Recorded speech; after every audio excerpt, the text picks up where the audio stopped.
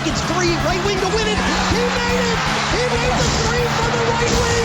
The long desperation by Dagger. Oh, five! Fired!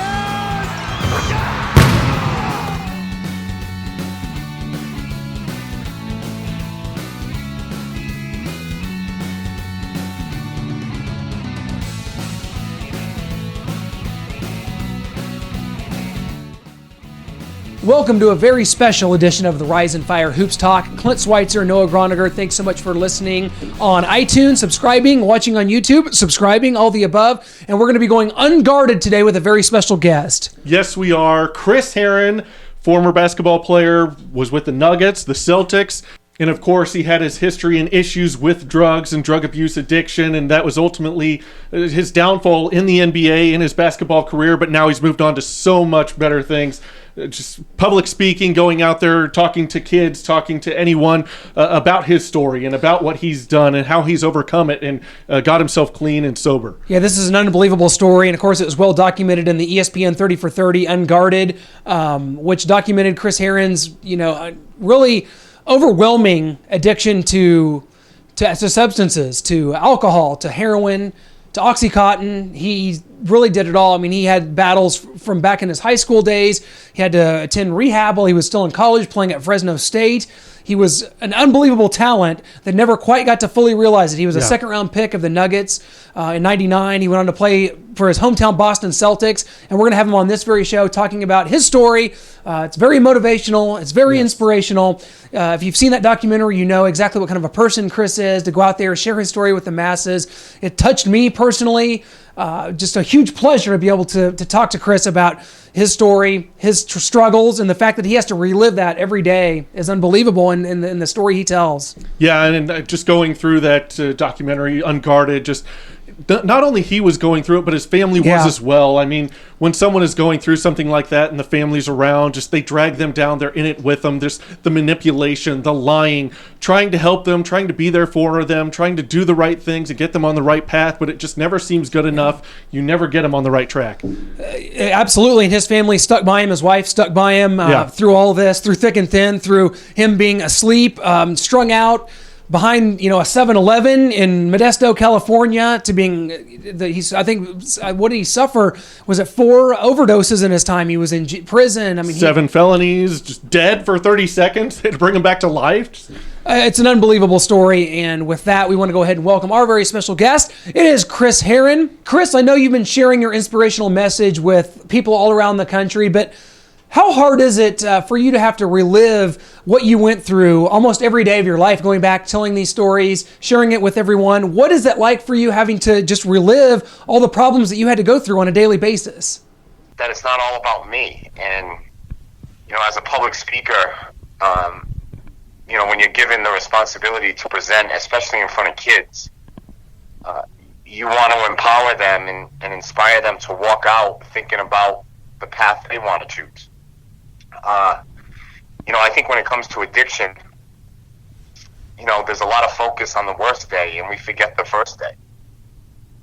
We want to talk about how it ends instead of recognizing the beginning, and addressing the beginning.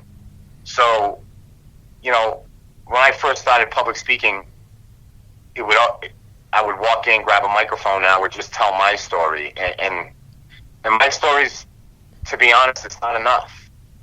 And an audience deserves more than just my story. And, so I've tweaked it. I've had to pivot a couple of times. But, ultimately, it's a story of hope and recovery and tragedy and perseverance and family and love. And, it's all of that wrapped into one. And, telling it isn't easy, but it's necessary. But I've also adjusted over the last couple of years on how I present it. Well, it's amazing what you do. But how long after you got clean did you decide you wanted to put yourself out there, tell your story, try to change others' lives from continuing down the same path that you were on?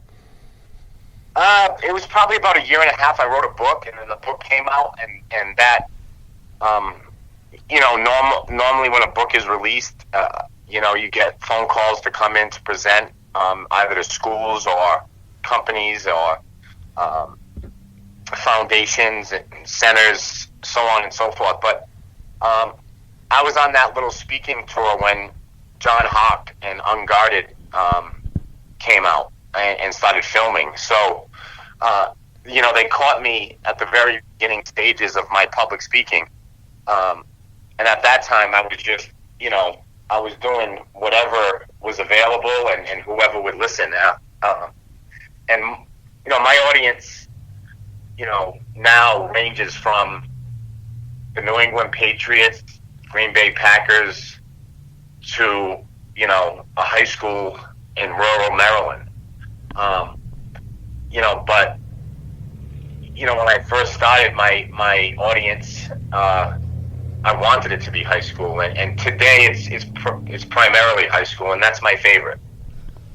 Yeah, maybe the people that can get the most out of it, are kids that haven't gone down this road yet. And I know that you were in high school yourself when kind of this whole journey started for you. And I mean, do you feel at all like you're of course one of the greatest players ever to come out of Durfee High School in Massachusetts? I mean, do you feel like the pressure of having to carry that burden of your city and living up to your family's legacy, really, especially, your brother Mike played at Durfee. Do you think that contributed at all to you starting the drug use back in high school? I think not having the right set and support and tools, basically, to deal with that. Sometimes it's a very, because that kid has a uniform on and he's really, really good at what he does, that life must be really great. With that comes a lot of responsibility, a lot of pressure, and I really didn't know how to handle it. There were many, many days that I just wanted to be a quote-unquote normal kid, and I didn't want to be or carry the burden I was carrying. Of a really good athlete and that was very successful and had a really bright future ahead of him. So oftentimes, I just wanted to forget. I wanted to forget who I was, what I was. Well, Chris, there's a question that I'm sure a lot of people ask themselves about you. I'm sure you ask about yourself. Just how good of a player do you think you would have been if you were able to concentrate 100% of your efforts on the game of basketball? I don't know. I mean, once you get to the NBA, it's a whole different animal. And I was able to achieve that dream and that goal. But once I got to the NBA, obviously I wasn't healthy. Obviously, yeah. I was hooked on OxyContin, and that's no recipe for a professional athlete success. But the guys are just so much bigger, stronger, faster, and I definitely could have tapped in and learned how to adjust. I don't know how successful I could have been. All I know is I'm grateful I made it that far, because it's allowed me to take it this far with getting out in front of people and talking about addiction and how it affects people's lives and families and how addicts and alcoholics all across the country that are suffering deserve more than what they're getting.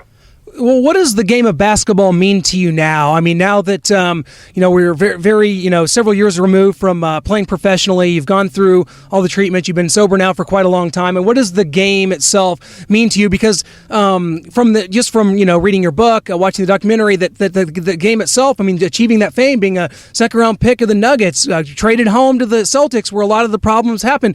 Do you have any regrets about the game of basketball as it led to some of your addictions? And what does the game mean to you today? I just wish we had a different approach to it. I wish we invested more on not only developing athletes, but developing them as people. Because there's a lot of athletes out there that are very good but are broken. And once the game ends, life ends in a way. And I think as educators, as universities, I think that should be offered, and I work closely with Alabama football, Florida State. And I give them credit because, they invest in it. They want their athletes to know all about it, and they want resources around them when it comes to this. And, that's something I didn't have. I never had. I was told to be at a gym at a certain time and perform at a certain level. But other than that, I was on my own. Yeah, and that's a great message, just how it's changed over time, and universities and teams are looking into that and informing players. But in case there is anyone, Chris, listening that may be struggling with any sort of kind of addiction, can you just share with us some of the things you maybe thought of or told yourself and ultimately decided in the pot sink at rehab that kind of changed your life and led to your sobriety? It's a process. I mean, sobriety recovery is a process. It doesn't happen overnight. It's a tough road, but it's a road well worth traveling on. I mean, I have never felt as good as I feel today. Playing in the NBA, wearing NBA uniforms, playing in front of thousands of people never brought me the peace that I have today.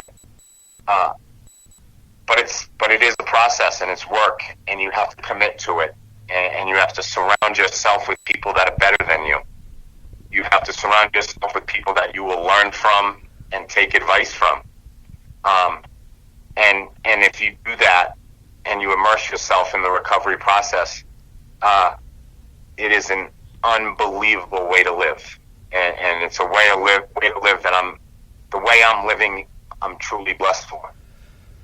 It's unbelievable, and if you haven't seen the documentary, the ESPN 30 for 30 Unguarded, there was several parts that touched me. I mean, this is one of the more touching stories I've ever seen, Chris. And I always just felt kind of connected to you in a way since I saw this several years ago, and to be able to have you on now, it's such a huge pleasure. And just because your message, everything you do, everything you talk about, it's so incredibly candid, and I find that that it's hard for me just as an everyday person to tell the truth about everything and to go through life, without, skating by, trying to make yourself look better. I mean, that you are so candid, and you could tell in the faces of the people that you're talking to. It touches them. You see people, in prisons with neck tattoos and face tattoos, breaking down crying. You see the way they embrace you after you talk to them. That has to be so gratifying for you, though, after all these years, to be able to do that and see the looks on their faces and to be able to grant them a bit of hope. Man, that's just got to be incredible. It is. I mean, but the reality is we're on the same team. We felt the same pain. We understand one another's struggle, despair, hopelessness. We've been there, done that.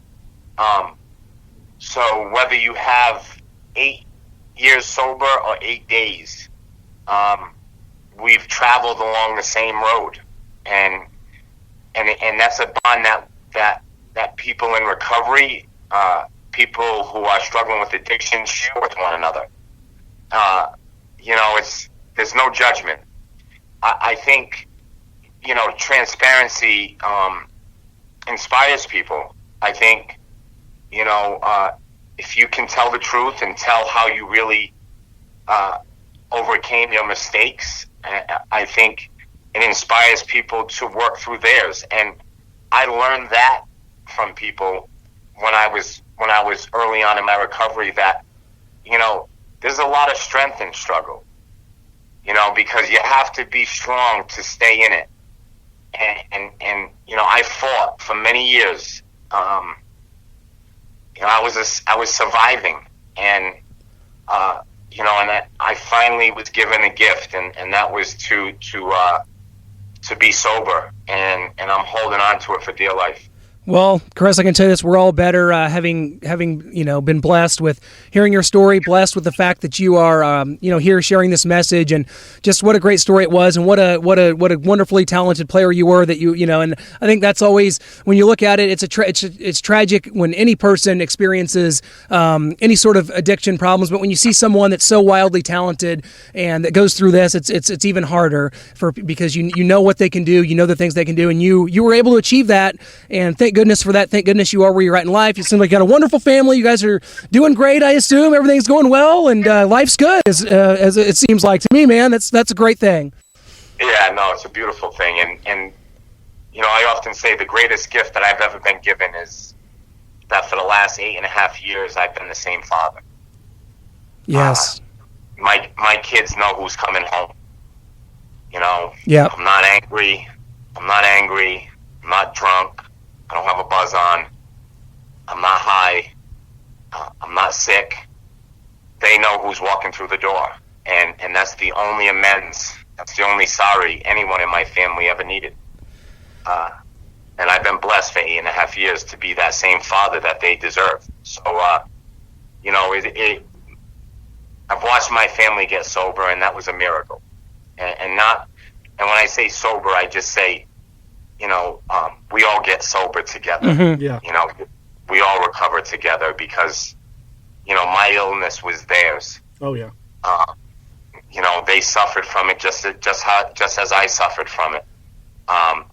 So when I got sober, we all got sober, and that's the beauty of it. That's awesome. Yeah, Chris, I'll tell you what, man, you've been so generous with your time. We can't thank you enough. Your story's been inspiring to both of us. I know so many people, anyone that I tell to check out the documentary, check out the book, always comes to me in tears, wanting to talk immediately about it, talk about you, talk about the player you were, talk about the person you are now. That's what's important moving forward, man. It's always one day at a time. You are you're such an inspiration to all of us, and we can't thank you enough for joining us, man. Take her easy out there, and well, let's keep in touch, man. We got some NBA playoffs coming up here in April and May, and we'll have to catch up again. Some basketball, man. That'd be a pleasure for us. I'll talk to you. It's huge honor. Thank you. You're welcome. Thanks so much to Chris Herren for joining us here on the Rise and Fire Hoops Talk. Yeah. It was a huge pleasure bringing him on. I really felt very connected to Chris whenever I saw the documentary and knowing his story for all these years, and to be able to bring him on here to talk about it.